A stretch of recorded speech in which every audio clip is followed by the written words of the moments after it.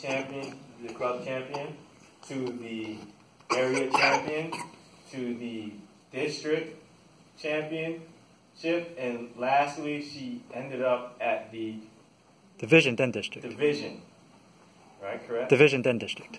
Then district. I'm sorry. And district is right before you go to international. If you're doing a international speech, 5 to 7 minutes. But this is the farthest you can go as a table topic speaker and champion. And she placed second at that contest, where I think she may have really gotten first, but we won't get into that because we are biased here at Sunset. And I would like to welcome our very own table topics champion, Ms. Coretta.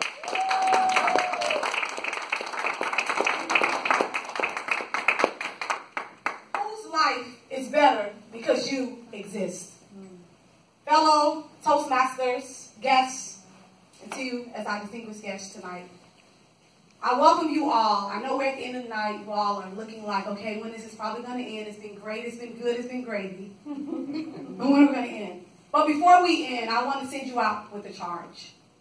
And I say that quote, I said that quote in the beginning, whose life is better because you exist? And I would say this, my life is better because Toastmasters exist. Yes. Not just Toastmasters, my life is better because Sunset speakers exist. Thank you so much, Abin, to the compliment that you gave me, and to many others.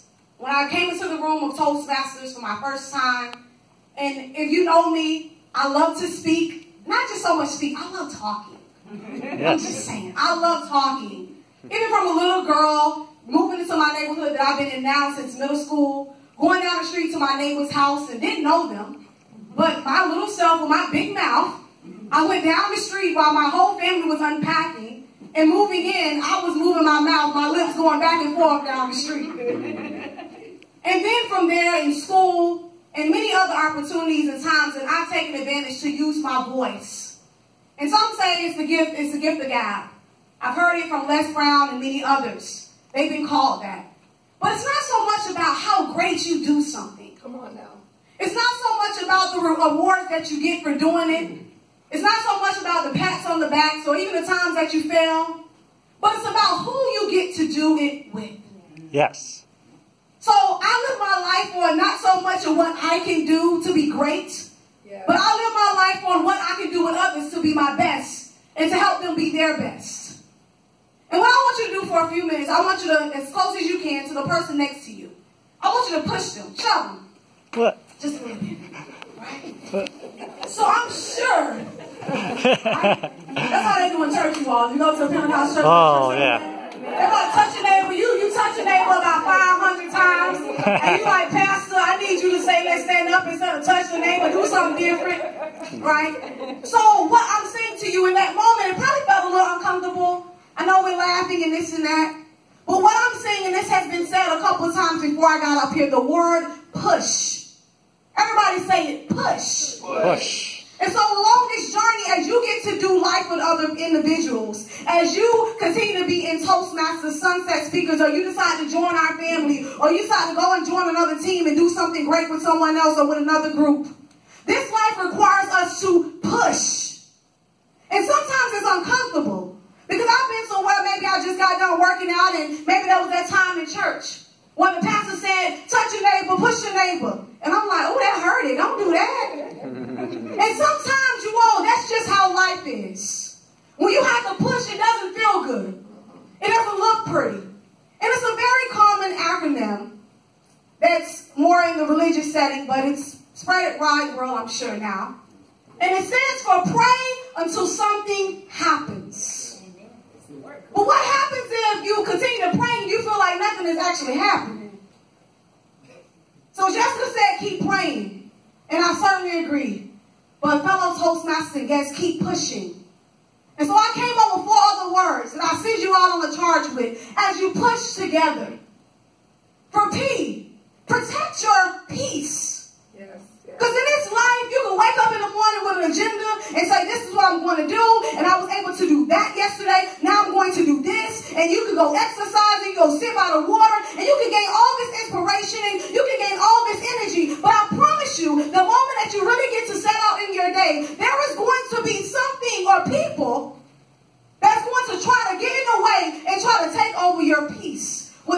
realizing it.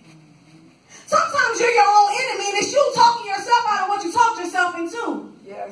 So for P, not only just pray, but I need you to push, and I need you to protect your peace.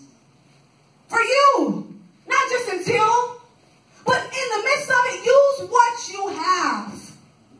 A lot of times we set goals and we automatically think about who I need to accomplish this. What else do I need to do? What else do I need to go and get? But let me tell you something. Most goals are already reached within the means of what you already have, with where you are and who you already are. So before you get discouraged and wonder and complain about what you don't have and who's not on your side, go ahead and examine yourself and do your own inventory within your own life and use what you have. Amen. Amen. Somebody say push. Push. Lastly, but not least, the 2. S. Make sure that you show yourself and that you show others love. Sometimes in life, we get so busy doing life and reaching our goals or, making things happen, and we forget that love is the greatest equalizer. And it starts with yourself. You can't give others what you don't have for you. And it's not that you're selfish, but sometimes you have to have a balance, not just sometimes, but all the time. Because you get so caught up in loving yourself that you forget to love others, or you get caught up in loving others and you forget to love yourself. But in this life, as you push, I need you to make sure that love is on the table first and foremost. It will keep you centered.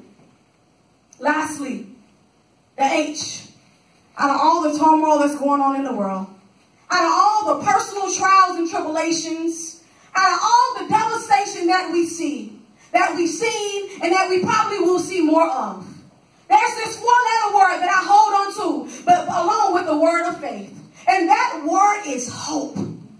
I don't care what comes and goes. Fellow Toastmasters, yes, all you beautiful queens and kings in this room, remember that we have hope. And it starts with you believing that first. And it's all about perspective. My back is against the wall with many things in my life, and I'm sure you can stand up here or sit there and say the same.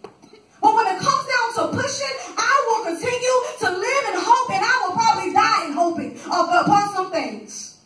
So as we leave out of this room, as we celebrated this amazing, amazing journey of 20 years with sunset speakers, like they say with church, the journey doesn't end as you leave out the church doors, nor will it end as we leave out these doors.